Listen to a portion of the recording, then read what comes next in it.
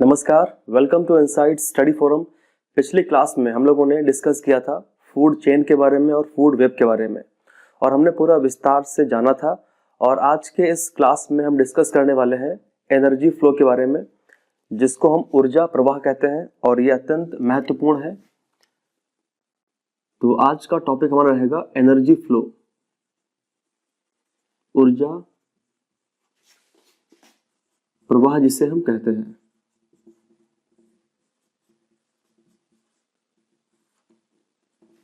और इस टॉपिक को हम लोग पूरा डिस्कस करेंगे डिटेल में, एक एक पॉइंट को समझेंगे जितना हमारे एग्जाम के हिसाब से रिक्वायर्ड होगा। ठीक है, तो स्टार्ट करते हैं।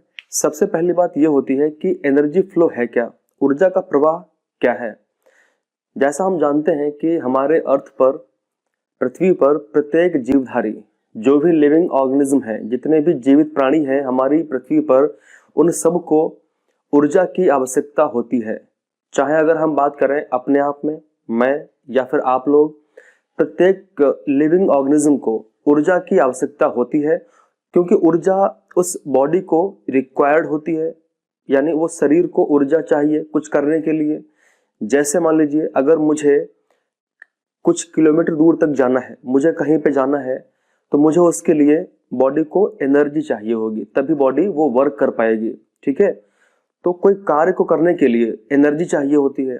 और फिजिक्स में हम लोगों ने पढ़ा भी है कि एनर्जी का मात्रक यानी ऊर्जा को हम किस में व्यक्त करते हैं, जूल में व्यक्त करते हैं। ठीक है, तो जूल में उसको हम व्यक्त करते हैं, वो एक अलग चीज है, उसको डिस्कस करेंगे फिजिक्स में जब पढ़ेंगे तब। अब यहाँ पे ये है कि चाहे छोटा जीव हो, चाहे वो चींटी हो, या फिर वो कोई टिड्डा हो, या फिर वो कोई कीट पतंगा हो, या फिर वो कोई हाथी हो, या फिर वो ब्लू व्हेल हो, प्रत्येक जीव को एनर्जी चाहिए कुछ कार्य करने के लिए। यहाँ तक कि अगर किसी व्यक्ति को भोजन करना है, तो भोजन करने के लिए भी उसको एनर्जी की आवश्यकता पड़ेगी। इवन अगर वो भोजन करेगा, भोजन उसके पेट में जाएगा, तो पेट में जो भी मैकेनिज्म होगी, यानी पेट के अंदर जो भी प्रक्रिया होगी भोजन को पचाने के लिए, उसके लिए भी शरीर को ऊर्जा चाहिए होगी। तो कहने का मतलब सिंपल ये है, एनर्जी एक बेसिक चीज है जो प्रत्येक जीवित शरीर को चाहिए ही चाहिए। और इसमें आगे हम पढ़ेंगे कि ऊर्जा किस तरीके से लॉस्ट होती है, किस तरीके से वेस्ट होती है, उसको भी हम समझेंगे। ठीक है, जो ऊष्मा गतिकी का जो प्रथम नियम है वो क्या कहता है कि जो ऊर्जा है उसको ना तो उत्पन्न किया जा सकता है और ना ही नष्ट किया जा सकता है, उसे केवल हम एक रूप से दूसरे में कन्वर्ट कर सकते हैं। तो ये हो गया फर्स्ट लॉ ऑफ थर्मोडायनेमिक्स। ठीक है, अब यहाँ पे हम समझते हैं कि विस्तार से है क्या। तो यहाँ पे सबसे पहले हम लिखेंगे छोटी सी डेफिनेशन। हम सब जानते हैं कि प्रत्येक जीवधारी को कुछ कार्य करने के लिए ऊर्जा की आवश्यकता होती है।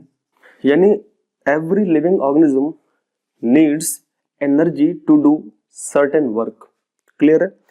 अब यहाँ पे हम कुछ बेसिक से और बात करेंगे, जैसे कुछ कार्य करने के लिए, कौन कौन से कार्य करने के लिए कुछ, यहाँ पे अगर हम बात करें, जैसे कुछ जैविक कार्य होते हैं, जैविक कार्य, ठीक है, या जैविक प्रक्रिया हम बोल सकते हैं। यहाँ पे हम बोलेंगे बायोलॉजिकल वर्क। ठीक है, या कुछ बायोलॉजिकल प्रोसेस। जैसे अभी हमने क्या विस्तार से बात करी थी कि हमारे शरीर के अंदर हमारी कोशिका को ऊर्जा की आवश्यकता होती है। अगर हम बात करेंगे बहुत सूक्ष्म स्तर पर, तो हमारे शरीर के अंदर, क्योंकि हम कोशिका से मिलकर के ही बने हैं, हमारे शरीर में कोशिका क्या है, हमारे शरीर की और हमारे जीवन की एक इकाई है। ठीक है, तो सेल को ऊर्जा की आवश्यकता पड़ती है, सेल कुछ फंक्शंस परफॉर्म करती है, और उससे फिर टिश्यू को, ऊतक को ऊर्जा चाहिए होती है, फिर अंगों को कुछ एनर्जी चाहिए होती है। इस प्रकार से हमारी बॉडी को ऊर्जा चाहिए होती है, और वो कुछ जैविक कार्य होते हैं, कुछ बायोलॉजिकल वर्क होते हैं जो एनर्जी के द्वारा ही परफॉर्म होते हैं, तो वो हमारे शरीर को चाहिए। ठीक है, अब यहाँ पे अगर हम बात करें कि ऊर्जा स्थानांतरण कहाँ से होता है, सबसे पहली बात तो ये है कि हमारे अर्थ पे ऊर्जा का जो ऊष्मा के रूप में ऊर्जा आती है, वो उसका प्राइमरी स्रोत क्या है, उसका प्राथमिक जो स्रोत है वो क्या है। तो आप बोलेंगे कि सूर्य है। सूर्य, तो जिस ब्रह्मांड में हम हैं और जहां पे हम हैं, हम हमारे सौरमंडल में हैं, वहां पे ऊर्जा का सबसे प्राथमिक प्राइमरी स्रोत क्या है? सन है, सूर्य है। उसी से ऊर्जा आती है और हमको इनडायरेक्टली पौधों के माध्यम से ऊर्जा मिलती है, क्योंकि हम लोग पौधों को खाते हैं। पूरा समझेंगे हम। तो यहाँ पे अगर हम बात करें इसके आगे डेफिनेशन में कि किस तरीके से, तो हम ये बोलेंगे कि ऊर्जा का प्रवाह कैसे होता है। तो हम बोलेंगे कि एक ऊर्जा उत्पादनकर्ता से, एक ऊर्जा उत्पादनकर्ता से यानी ऐसा कोई एक जीव है जो ऊर्जा को प्रोड्यूस करता है। तो एक ऊर्जा उत्पादनकर्ता से किसके लिए प्रोड्यूस करता है? हमारे लिए प्रोड्यूस करता है। उत्पादनकर्ता से एक उच्च ऊर्जा खपतकर्ता, एक उच्च ऊर्जा खपतकर्ता तक ऊर्जा का जो ट्रांसफर होता है, ऊर्जा के स्थानांतरण की प्रक्रिया को ऊर्जा प्रवाह कहा जाता है। ठीक है। अब यहाँ पे कुछ बातों को हम ध्यान देंगे। आप लोग बोर्ड पे देखिएगा, मैंने क्या लिखा हुआ है कि एक ऊर्जा उत्पादनकर्ता से यानी एनर्जी प्रोड्यूसर से, ठीक है, इंग्लिश में अगर हम बात करें तो एनर्जी प्रोड्यूसर से एक उच्च ऊर्जा खपतकर्ता। इसका मतलब क्या होता है? उच्च ऊर्जा खपतकर्ता का मतलब होता है top energy consumer, top energy consumer. ठीक है। यानी एक एनर्जी प्रोड्यूसर से एक बिल्कुल टॉप, यानी जहां पे अंत होता है उस ऊर्जा प्रवाह का, वहां तक ऊर्जा का जो स्थानांतरण है, ट्रांसफर ऑफ एनर्जी है। ठीक है। कहां से? From energy producer to top energy consumer. वो पूरी जो प्रक्रिया है जिसके द्वारा ऐसा होता है, उसको हम बोलते हैं एनर्जी फ्लो, ऊर्जा का प्रवाह उसको हम कहते हैं। ठीक है। तो हमने बहुत ही बेसिक से इसको समझ लिया है और आगे हम एक डायग्राम के माध्यम से, एक फ्लो चार्ट के माध्यम से पूरा डिस्कस करने वाले हैं, ताकि आप लोगों के समझ में पूरा एक एक पॉइंट डिटेल में आ जाए। ठीक है। तो हम देखते हैं हमारे चार्ट को। एक फ्लो चार्ट की मदद से हम लोग जानने वाले हैं किस तरीके से ऊर्जा का प्रभाव होता है, कैसे एनर्जी फ्लो होती है। तो सबसे पहले हम जानते हैं कि ऊर्जा का प्राथमिक स्रोत हमारा सूर्य है। ठीक है, सन है। सन से एनर्जी प्रोड्यूस होती है और कैसे होती है थोड़ी सी बात कर लेते हैं कि सूर्य में किस तरीके से एनर्जी प्रोड्यूस होती है। सबसे पहले सन में है क्या? सूर्य के अंदर कुछ गैसें होती हैं। ठीक है, कुछ यहाँ पे गैसेस हैं और उन गैसों में सबसे पहले अगर बात करें तो हाइड्रोजन है। ठीक है, यानी हमारे सूर्य के अंदर जो सबसे प्रमुख गैस है वो हाइड्रोजन है और हाइड्रोजन का न्यूक्लियर फ्यूजन होता है। ठीक है, हाइड्रोजन का न्यूक्लियर फ्यूजन यानी नाभिकीय संलयन होता है। इसको हिंदी में, हिंदी वाले जो विद्यार्थी हैं वो लोग एक एक शब्द को समझे। मैंने क्या बोला? हमारे सूर्य में जो गैसें हैं उनमें से सबसे प्रमुख गैस कौन सी है? हाइड्रोजन है। सबसे प्रमुख गैस हाइड्रोजन है और हाइड्रोजन गैस का आपस में, इसका मतलब क्या है कि दो छोटे हाइड्रोजन के न्यूक्लियस आपस में जब फ्यूज करते हैं, जिसको बोलते हैं न्यूक्लियर फ्यूजन, नाभिकीय संलयन, आपस में छोटे नाभिक हाइड्रोजन के मिलते हैं और उसके बाद में फिर फ्यूजन के बाद में एक बड़ा नाभिक बनता है और फिर हीलियम बनना शुरू होती है। ठीक है, हीलियम बनती है और साथ में बहुत ज्यादा मात्रा में विकिरण यानी रेडिएशन उत्पन्न होती है और वही रेडिएशन हमारे पृथ्वी तक आती है। उसको आने में टाइम कितना लगता है? तो टाइम उसको आने में 8 मिनट 19 सेकेंड या फिर 20 सेकेंड का समय लग जाता है। ठीक है, और अगर बात करें कि पृथ्वी से हमारे सूर्य की डिस्टेंस कितनी है, तो पृथ्वी से हमारे सूर्य की डिस्टेंस लगभग 15 करोड़ किलोमीटर है। ठीक है, जिसको हम शॉर्ट में 1 AU कहते हैं, 1 AU। तो आप लोग ध्यान रखेंगे 1 AU का मतलब क्या होता है? A मतलब होता है एस्ट्रोनॉमिकल, U मतलब होता है यूनिट, यानी खगोलीय इकाई में इसको हम व्यक्त करते हैं। ठीक है, अब यहाँ पे हम बात करते हैं किस तरीके से सूर्य से एनर्जी ट्रांसफर होती है और फिर उत्पादनकर्ता से अंतिम जो उच्च खपत करता है, टॉप जो कंज्यूमर है, वहां तक कैसे पहुंचती है। सन से एनर्जी आई। ठीक है, इसको प्लांट्स ने यानी इसको पौधों ने उपयोग किया। ठीक है, अब हम जानते हैं कि पौधों के पास एक विशेष चीज होती है जिसको हम बोलते हैं क्लोरोफिल। ठीक है, क्लोरोफिल। पौधों के पास में एक विशेष पिगमेंट होता है, वर्णक होता है, एक प्रकार का ये वर्णक है जिसको बोलते हैं हरित वर्णक। ठीक है, क्योंकि पौधों की पत्तियां हरी क्यों होती हैं? क्योंकि उसके अंदर ये हरित वर्णक पाया जाता है। और इसके अंदर एक क्वेश्चन यहाँ से एग्जाम में आ सकता है कि क्लोरोफिल में कौन सा एक एलिमेंट पाया जाता है, कौन सा तत्व होता है? तो आप लोग ध्यान रखेंगे, क्लोरोफिल के अंदर मैग्नीशियम तत्व पाया जाता है। ठीक है, कौन सा? मैग्नीशियम पाया जाता है। जिस प्रकार से हमारे, अगर हम अपने ब्लड की बात करें, हमारे रक्त में कौन सा एक तत्व पाया जाता है? तो वो लोहा है, आयरन पाया जाता है। उसी प्रकार अगर हम बात करेंगे कि क्लोरोफिल में क्या पाया जाता है, तो वो मैग्नीशियम पाया जाता है। ठीक है, इसी की वजह से पत्तियां हरी होती हैं। होता क्या है, सूर्य से आने वाले प्रकाश को, जो सूर्य से आने वाला जो लाइट है, ठीक है, जो प्रकाश है, उसको पत्ती में उपस्थित जो क्लोरोफिल होता है वो एब्जॉर्ब कर लेता है। क्या करता है? वो इसको अवशोषित कर लेता है, अवशोषित कर लेता है, एब्जॉर्ब कर लेता है। और फिर पत्ती के अंदर, प्लांट्स में पत्तियां होती हैं, ठीक है, लीव्स होती हैं, तो पत्ती के अंदर एक केमिकल रिएक्शन शुरू होती है, केमिकल रिएक्शन शुरू होती है जिसको बोलते हैं रासायनिक अभिक्रिया। और होता क्या है, अब यहां पे हम देख रहे हैं कि किस तरीके से जो लाइट एनर्जी है, यानी जो सौर ऊर्जा है, जो लाइट एनर्जी है, वो किस तरीके से ट्रांसफर हो रही है, किसमें? लाइट एनर्जी किस तरीके से ट्रांसफर हो रही है? केमिकल एनर्जी में। ठीक है, केमिकल रिएक्शन होगी तो जाहिर सी बात है केमिकल एनर्जी ही उत्पन्न होगी। तो किस तरीके से केमिकल रिएक्शन में कन्वर्ट होती है और फिर इससे पौधे अपना भोजन पकाते हैं। इससे क्या करते हैं, जो प्लांट होते हैं वो अपना फूड को, भोजन को प्रिपेयर करते हैं। और भोजन क्या होता है पौधों का? तो फूड प्रिपेयर होता है, लेकिन होता क्या है, वो होता है ग्लूकोज।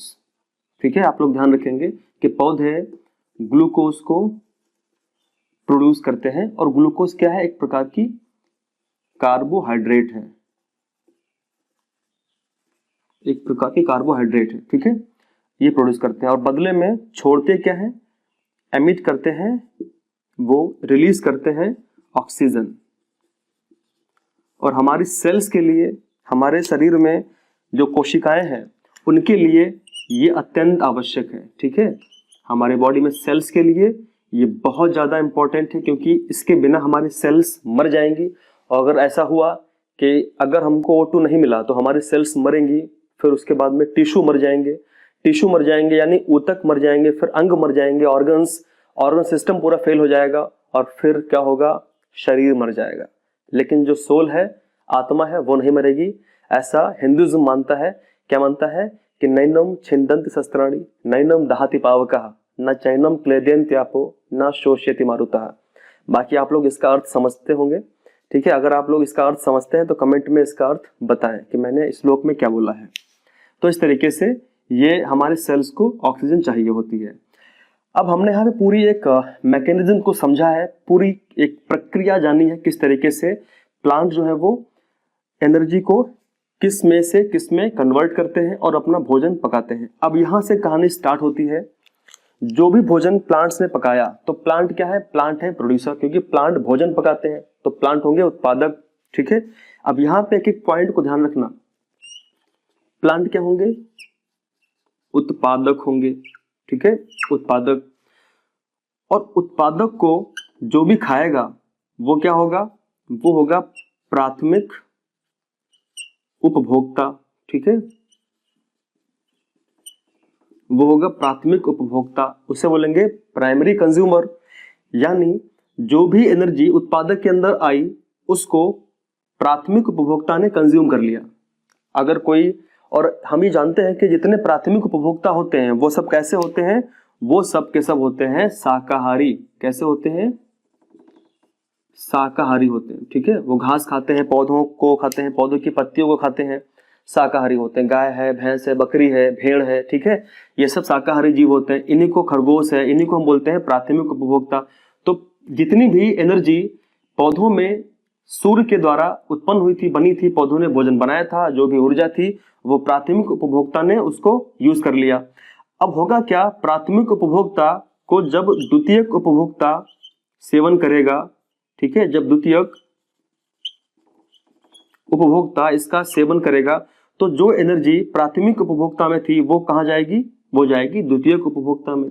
और फिर जब द्वितीयक उपभोक्ता को कोई भी तीसरा, ठीक है, जिसको बोलते हैं तृतीयक उपभोक्ता या टर्सरी कंज्यूमर कहते हैं उसको हम, जब इसको खाएगा तो एनर्जी कहां जा रही है, उत्पादक से। अब यहां पे हमने क्या समझा था डेफिनेशन में कि उत्पादक से, ठीक है, उत्पादक से कहां तक, अंतिम या फिर टॉप कंज्यूमर तक, ये अंतिम है, टर्सरी कंज्यूमर है ये तृतीयक उपभोक्ता है, यही कैसा है, यही टॉप कंज्यूमर है। तो टॉप कंज्यूमर तक जो एनर्जी जा रही है यही फ्लो होता है ऊर्जा का प्रवाह, इसी को हम बोलते हैं एनर्जी फ्लो, ऊर्जा का प्रवाह, ठीक है। तो हमने एक एक पॉइंट को यहाँ पे समझ लिया है और कोशिश करी है कि डिटेल में हमने समझा है। आपके बुक्स के अंदर जो भी चीजें हैं वो शॉर्ट में हो सकती हैं, यहाँ पे हमने एक एक पॉइंट को डिटेल में समझा है, ठीक है। तो जो डायग्राम सिंपल सा बन सकता है वो क्या बनेगा कि सूर्य से जो एनर्जी प्लांट्स में आती है, पौधों से, पौधे उत्पादक होते हैं, ठीक है, तो उत्पादक को जो खाएगा वो ऊर्जा प्राथमिक उपभोक्ता में, बकरी में, भेड़ में, खरगोश में ट्रांसफर होगी। उसके बाद में फिर क्या होगा, फिर जो भी जीव इस खरगोश को शाकाहारी को खाएगा वो मांसाहारी होगा, तो द्वितीयक सेकेंडरी कंज्यूमर मांसाहारी होते हैं, उसके अंदर ऊर्जा जाएगी। फिर जो भी अंतिम उपभोक्ता होगा, जो टॉप कंज्यूमर होगा, वो खाएगा द्वितीयक उपभोक्ता को, सेकेंडरी कंज्यूमर को, और फाइनली क्या होगी, उत्पादक से तृतीयक उपभोक्ता तक या फिर एक उच्च ऊर्जा खपतकर्ता तक ट्रांसफर हो रही है, ऊर्जा बह रही है, इसी को बोलते हैं ऊर्जा का प्रवाह, ठीक है। तो यहाँ पे हमने विस्तार से समझ लिया है डायग्राम के माध्यम से, और आई होप कि आप लोग समझ चुके होंगे। एक बार इसको दोबारा फिर से वीडियो को देखिएगा, इसको रिवाइज करिएगा, तो आप लोग अच्छे से एक एक पॉइंट को समझ जाएंगे, ठीक है। अब यहाँ पे कुछ बातें हम और जानते हैं कि जैसे जब एक ट्रॉपिक लेवल से, ठीक है, एक ट्रॉपिक लेवल से यानी एक पोषण स्तर से जब दूसरे पोषण स्तर में ऊर्जा बहती है, ऊर्जा जाती है, तो उसमें ऊर्जा की हानि होती है। तो हम बोल सकते हैं कि प्रत्येक पोषण स्तर में स्थानांतरण के समय ऊर्जा की हानि भी होती है। अब कैसे होती है तो यहाँ पे हम समझेंगे, पूरा विस्तार से जानेंगे, ठीक है। तो यहाँ पे हम लिख सकते हैं कि प्रत्येक, ठीक है, प्रत्येक पोषण स्तर में स्थानांतरण के समय ऊर्जा की हानि होती है, ठीक है।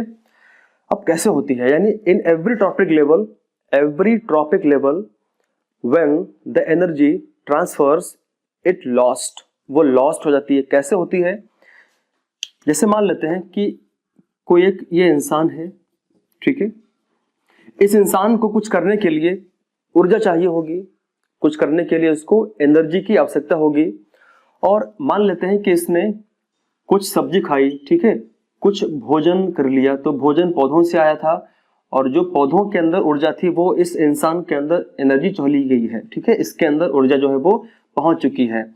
अब यहाँ पे होगा क्या, यहाँ पे ये होगा कि कुछ एनर्जी, मतलब ऐसा नहीं होगा कि जो भी एनर्जी भोजन में थी, मान लेते हैं भोजन में 100 यूनिट ऊर्जा थी, ठीक है, अब ये भोजन को खाएगा तो ये 100 यूनिट ऊर्जा इस इंसान के अंदर नहीं जाएगी, इसमें से केवल कितनी जाएगी, 10%, ठीक है। 100 में से, यानी भोजन में से, यानी जो उत्पादक था, जो भी सब्जी थी, जो भी उत्पादक था, उसमें से केवल 10% एनर्जी जो है वो ही जाएगी इसके अंदर, ठीक है। बाकी की जो ऊर्जा है वो, यानी 10% जो एनर्जी है वो इसके अंदर स्टोर होगी, बाकी की ऊर्जा जो होगी वो ये हीट में लॉस्ट कर देगा। भाई खाना खाएगा तो भोजन जब पेट में जाके पचेगा तो उसको पचने के लिए भी कुछ एनर्जी चाहिए होगी। वो प्राणी जब श्वसन प्रक्रिया करेगा तो श्वसन करने के लिए भी कुछ एनर्जी की आवश्यकता होगी। तो इस तरीके से जो ऊर्जा है वो विभिन्न कार्यों में लग जाती है। तो हम बोल सकते हैं कि ऊर्जा जो है वो 90% जो है वो लॉस्ट हो जाती है, केवल 10% ही हमारे बॉडी में, हमारे फ्लैश के अंदर, हमारे मांस के अंदर, हमारे टिश्यू के अंदर स्टोर होती है। और वही 10% ऊर्जा जो है वो प्रत्येक पोषण स्तर में आगे बढ़ती रहती है।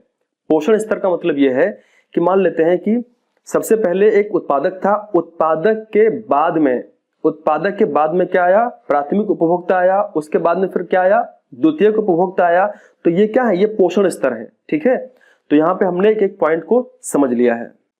एक पोषण स्तर से दूसरे पोषण स्तर में जो एनर्जी ट्रांसफर होती है वो कितनी होती है, 10% होती है। और ये जो नियम है, इसको नियम हम बोल सकते हैं, परंतु जिन्होंने इसके बारे में बताया था उन्होंने ऐसा कोई नियम नहीं दिया था, बाद में इसको नियम कह दिया गया। तो जो 10% का नियम है ये हम बोल सकते हैं नियम है। किसने दिया है, कई बार एग्जाम में क्वेश्चन यहाँ से पूछे गए हैं। तो यह है रेमोंड लिंडमैन, ठीक है। तो यहाँ पे हम समझ सकते हैं, विस्तार से एक एक पॉइंट को जानेंगे। रेमोंड लिंडमैन, ठीक है, आप लोग नाम ध्यान रखेंगे, कई बार एग्जाम में क्वेश्चन यहां से आ चुका है। रेमोंड लिंडमैन के अनुसार, इनके अनुसार एक पोषण स्तर से इसको हम बोलते हैं ट्रॉपिक लेवल,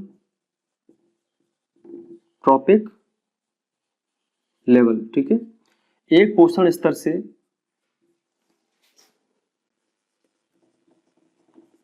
दूसरे पोषण स्तर में ऊर्जा केवल 10% ही स्थानांतरित होती है,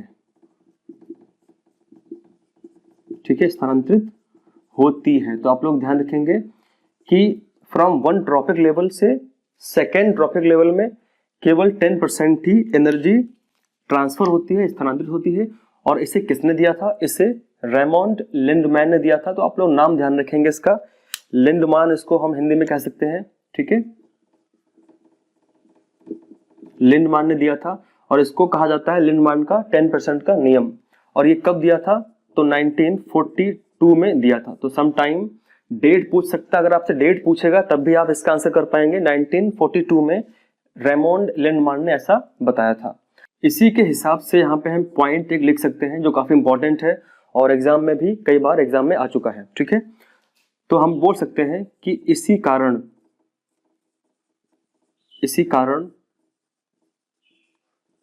ऊर्जा का प्रवाह, एनर्जी फ्लो एक दिशीय होता है।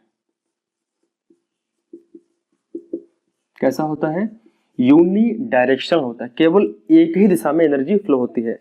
आपसे क्वेश्चन एग्जाम में आ सकते हैं कि ऊर्जा का प्रवाह एक दिशा में होता है या बहुदिशा में होता है।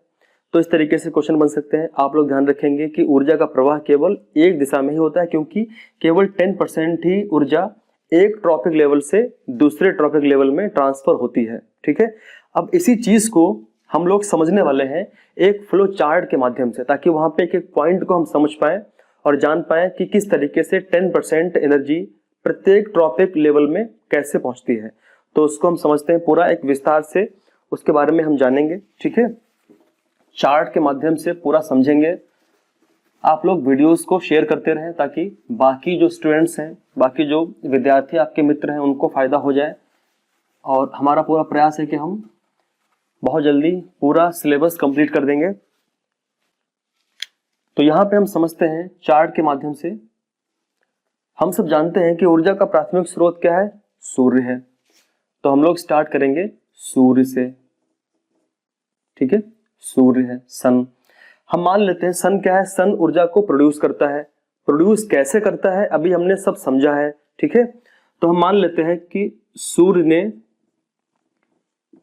1000 यूनिट एनर्जी प्रोड्यूस करी, और हम जानते हैं कि एनर्जी का मात्रक जूल होता है। तो हम ये समझ सकते हैं कि सूर्य ने मान लिया 1000 यूनिट जूल एनर्जी को प्रोड्यूस किया, ठीक है। सूर्य से जो ऊर्जा आई उसको पौधों ने प्राप्त किया। अब यहां पे एक पॉइंट हम समझेंगे कि सूर्य से जो ऊर्जा आती है हमारी पृथ्वी तक, वो क्या पूरी आती है, 100% नहीं आती है। उसमें से 50% से कम ही एनर्जी हमारे अर्थ पे आ पाती है। उसमें से केवल 1% के आसपास एनर्जी, यानी जितनी आती है वो अपने आप में 100% होगी। उसमें से केवल 1 से 2% के आसपास ही ऊर्जा को पौधे एब्जॉर्ब कर पाते हैं और भोजन पका पाते हैं। ठीक है, तो हमने मान लिया कि सूर्य से, अब यहाँ पे हम समझ रहे हैं ऊर्जा का प्रवाह, और 10% का नियम ध्यान में रखिएगा। सूर्य से जो सूर्य ने मान लेते हैं कि 1000 यूनिट जूल एनर्जी को प्रोड्यूस किया। ठीक है, अकॉर्डिंग टू 10% नियम 1000 का जो 10% होगा, अब इसका मतलब यह है कि सूर्य से जो ऊर्जा पौधों में आएगी वो कितनी आएगी, तो वो मान लेते हैं 1% आएगी। ठीक है, समझ लिया। ठीक है, अब यहाँ पे ये पौधे हैं क्या, पौधे उत्पादक हैं। पौधे क्या है, उत्पादक है। ठीक है, अब पौधों को किसी ने खा लिया, मान लेते हैं कि पौधों को किसी हिरण ने खा लिया। हिरण क्या है, ये प्राथमिक उपभोक्ता है। प्राथमिक उपभोक्ता है, एक प्राइमरी कंज्यूमर है। ठीक है, तो हम ये समझ सकते हैं 1000 का 10% अगर आप निकालेंगे, यहां से केवल 10% एनर्जी ही उत्पादक के पास आएगी। ठीक है, केवल 10% एनर्जी ही उत्पादक के पास आएगी। तो अगर आप निकालेंगे 1000 का 10% तो कितना आएगा, तो इसके पास 100 यूनिट ऊर्जा आई। ठीक है, और पौधों को किसने खाया, हिरण ने खाया। हिरण क्या है, प्राथमिक उपभोक्ता है। तो उत्पादक से उपभोक्ता, प्राथमिक उपभोक्ता तक केवल कितनी ऊर्जा आएगी, 10% ही आएगी। तो इसके पास कितनी होगी, तो इसके पास में 100 का 10% आप निकालेंगे तो कितना आएगा, 10 यूनिट इसके पास एनर्जी आई। ठीक है, अब होगा क्या, ट्रॉपिक लेवल में, ये प्रत्येक ट्रॉपिक लेवल की हम बात कर रहे हैं, ये प्रत्येक पोषण स्तर है। ठीक है, हिरण के बाद में, क्योंकि हिरण शाकाहारी है, तो हिरण को मान लेते हैं कि किसी भेड़िया ने खा लिया। ठीक है, किसी भेड़िया ने इसको कंज्यूम कर लिया, तो भेड़िया क्या होगा, ये होगा द्वितीयक उपभोक्ता।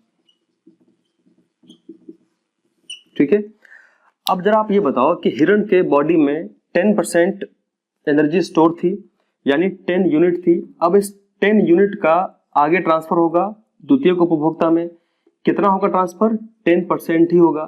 तो 10% का 10, इसका मतलब क्या होगा कि इसके पास में एनर्जी कितनी ट्रांसफर होगी, 1 यूनिट। इसके पास में 1 यूनिट एनर्जी ट्रांसफर होगी। ठीक है, अब भेड़िया जो है, भेड़िया को मान लेते हैं किसी शेर ने खा लिया, और शेर क्या है, शेर है तृतीयक उपभोक्ता।